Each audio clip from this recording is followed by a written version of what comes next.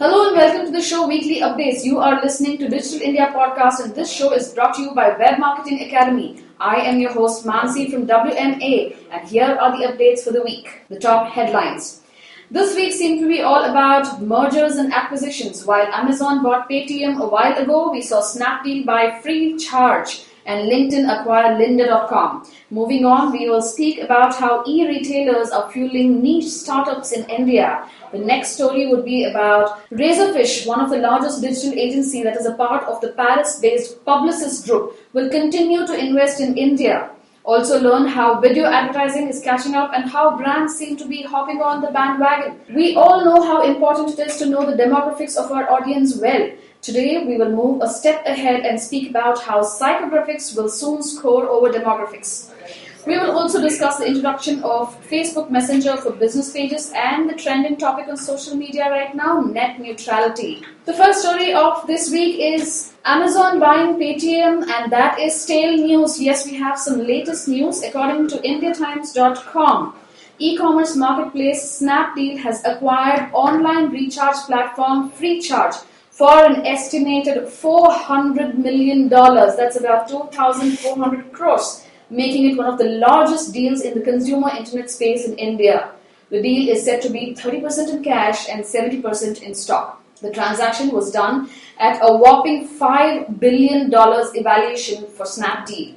So now we can expect more deals on Snapdeal. Moving on to the next story, according to IndiaTimes.com, e-retailers are fueling niche startups in India.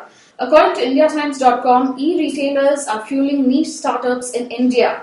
India is expected to 200 million users in 2016, next only to China according to a research firm eMarketer.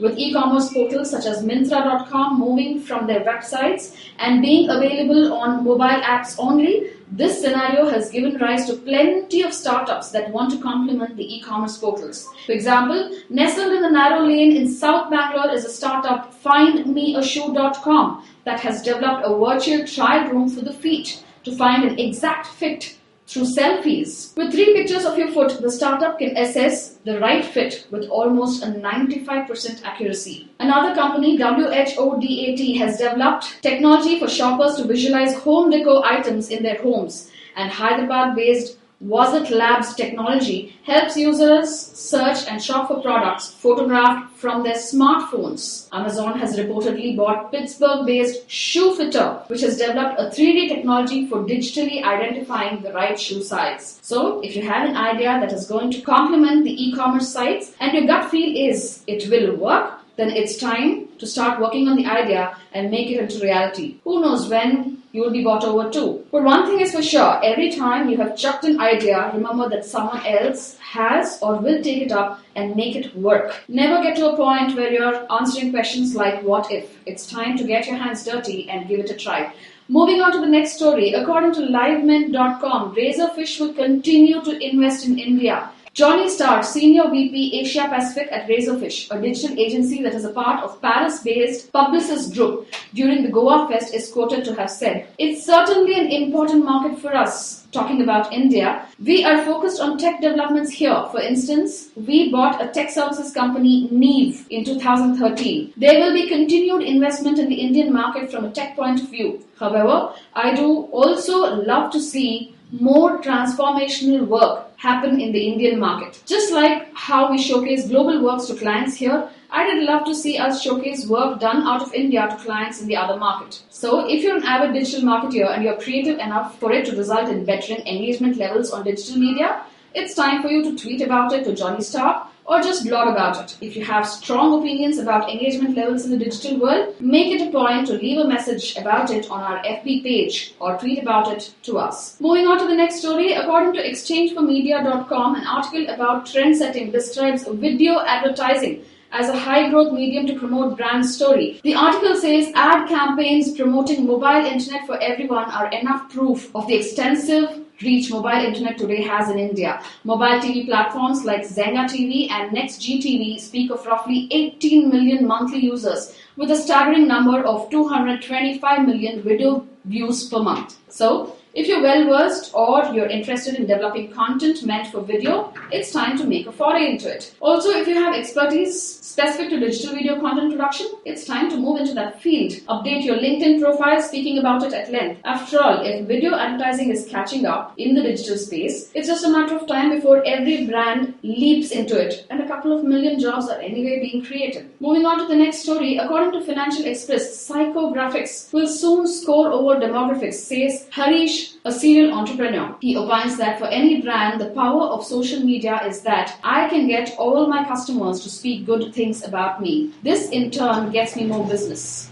Zomato, Burp, TripAdvisor, they all build brand advocacy. We are rapidly moving from demographics to psychographics. Because of social media, you can actually figure out how a person thinks. Psychographics is soon going to be our metrics. So now, apart from being creative, good at analytics and passionate in the digital world, it will be great if you know a little bit of consumer psychology, especially their interests, beliefs, attitude, and of course, their aptitude. LinkedIn announced the acquisition of lynda.com, a pioneering online learning company known for high-quality, expert-led video instruction. Lynda's content focuses on creative skills, technology, and over time moving into business skills. According to a quote, this seems to represent a significant new direction in LinkedIn's business, from one of selling advertising, data, and recruitment services towards the sale of instructional content and e-learning. The corporate training industry, which is around 130 billion in size, coupled with the personal education industry, is highly competitive and a new and exciting market for LinkedIn. So now if you have human resources searching for talent with specific skills on LinkedIn and your profile is very close match but not an exact match, then expect a pop-up talking about a course specifically designed for you so that you can get your dream job. Moving on to the next story, the hottest in the field. We're going to talk about net neutrality. Today we have with us Kaushal, who's the chief strategist of WMA. Welcome to the show, Kaushal. Thank you, Mansi, for having me here. Awesome. So see, according to HindustanTimes.com, Telecom Minister Ravi Shankar Prasad has hinted that government was in support of net neutrality. It's been one of the hot topics, the most trending topics on digital media. So what do you have to say about it? Let's start with the basics. What is net neutrality? It's a very interesting topic. It's a topic that all Indians should be, worried about, something everyone should know about. Let's start off with the basics. Net neutrality is basically the principle where internet service provider and the government should work hand in hand to treat all data as equal. So say, for example, you're accessing a particular app or a particular website. So it could be anything. It could be either content, it could be an application, it could be a user-generated site or a mode of communication. All the data has to be treated equally. So my data provider cannot charge me more for a particular app or a particular site and charge me less for something else. You mean to say we are not neutral right now, which means that I'm paying more for certain services? Yes, probably we are. I'm pretty sure that none of us know about it. So yes, can you please elaborate on what exactly is happening? Take for example, a lot of people today who use Freecharge or Paytm, they have these offers. For me, for example, I use Freecharge a lot because it's handy for me to recharge my phone anywhere. So there are offers from Airtel, like a pop-up 3G that's for about 255 rupees, which recharges my 3G account and gives me about 150 MB of Facebook. It's free. That means that you browse Facebook and it's free. Yeah, but what people don't understand is, and what we cannot know is, if 150 MB of Facebook is free, they're probably charging 300 MB for extra for YouTube, for me accessing YouTube. So you mean to say that when you access YouTube, you're paying more? Yes. Just because you got something free. Exactly. So there's discrimination in all forms of content, and they are deciding based on, say, for example, the trends of watching video is higher in India. Or for any sort of, you can say for tutorials or watching a trailer, you would use generally YouTube. So obviously, if you start using discriminating content like that, then a lot of data is getting consumed in other forms. The other way how it's happening is the apps. I think Airtel recently launched something known as Airtel Zero. Right. Where, they're giving startups and developed businesses apps that, they're free basically. They're basically free. Yeah. Exactly. And that shows that, it's probably kind of going against it. And Flipkart was one of the companies that backed out now from the offer of Airtel Zero. They're not going to take part in it because they were one of the first people to sign up with Airtel Zero. And what happened is, since the whole net neutrality thing was going viral in India, they started seeing a lot of their app reviews on the iOS and Android coming to almost a star or half a star. Whoa. Which made them realize that this is something wrong. Right. Because if it's like saying, for example, I can go on to Airtel Zero, sign up and convince them that like any user who uses my app I can get full speed on it and I can have almost amazing speed on it and accessibility. But when someone tries to use Snapdeal, it probably can be slow because I'm not part of Airtel Zero. So you mean to say that the kind of apps that we use will determine the speed of my internet? Exactly. Yeah. Wow. That would be one of the criteria of net neutrality. It goes into deeper terms, but yes, it comes down to basics like browsing, the apps that we use, and how much time we spend on it. Browsing, all those things come. Well, this is certainly new to me, and I speak for all common man. I'm pretty sure that none of us know that, we're being overly charged for a couple of things and not being charged for some things. All we're concerned about is that, we got something free and we're happy with it. Exactly. So, considering that, common man is going to be affected by this, okay? And I'm assuming that most of the service providers are moving towards a non-net neutrality phase. They're pushing towards it. So as common men, what can we do? I think I have to give credit to AIB for their video on net neutrality. They raised an amazing campaign for saving the internet.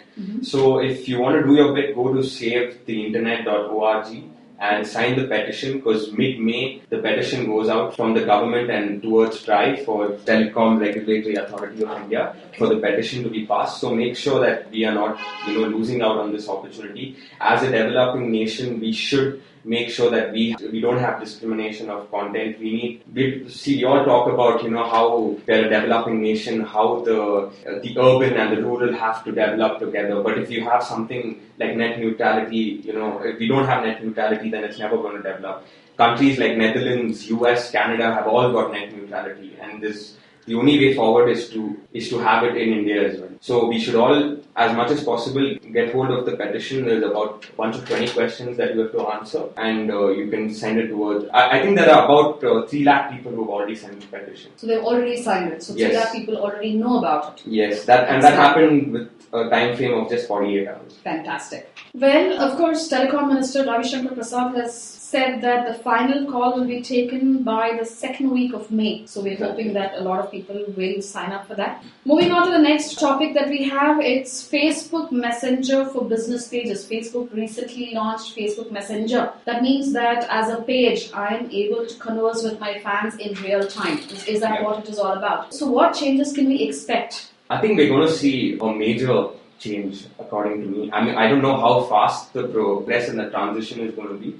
But if you're going to see the transition after a few years or months, it's going to be with leaps and bounds. What I see is what Messenger is doing right now is it's going to kill the market of calling a person and tracking an order, for example. It's about how communications between brands and businesses towards their customers is going to change forever. Where we send out emails thanking them for making a purchase, giving them discounts and telling them you're a valuable customer and stuff like that, giving them. I think that those days are going to pass very soon now with Facebook Messenger coming in. I'll tell you some of the features that the Facebook Messenger has. Now, say for example, I order something on Flipkart and I want the order to be tracked. I can get a live update saying if I have a Facebook for Messenger and Flipkart's online on it, I can find out where it is. I can track my order. I can probably talk with the customer, personally, find out if I'm having any issues. I can get real-time quick responses. I can get shipping status updates. I can get any sort of information from the business app on real time. And the way they're going to do this is Messenger now is available on the desktop. You can install it as an app on your desktop. Okay. All you need to do is have a person sitting on the Messenger for you, and you can have real time issues being solved for you. So probably you don't even need to make a phone call today to say a Flipkart or to any sort of business to find out whether there's a solution for it. You can probably do it over messages. Alright, that seems to be quite a shift from the traditional customer service BPOs that we have, to moving on and making it a complete online ordeal. Alright, thank you so much, Kaushal, for coming to the show and coming to our studio. I hope people do sign up for the petition on net neutrality. And I'm also hoping that brands will start using Facebook Messenger for businesses. That was the weekly updates from Digital India podcast, and this show is brought to you by Web Marketing Academy. I hope you've enjoyed listening to the show. Await the next weekly update on same time next week. Until then, connect with us on Facebook as Web Marketing Academy, on Twitter as WMA India. You could also write to me on MANASI, that is Mansi at webmarketingacademy.in. Hope to see you soon, and until next week, this is Mansi signing off with a bye-bye.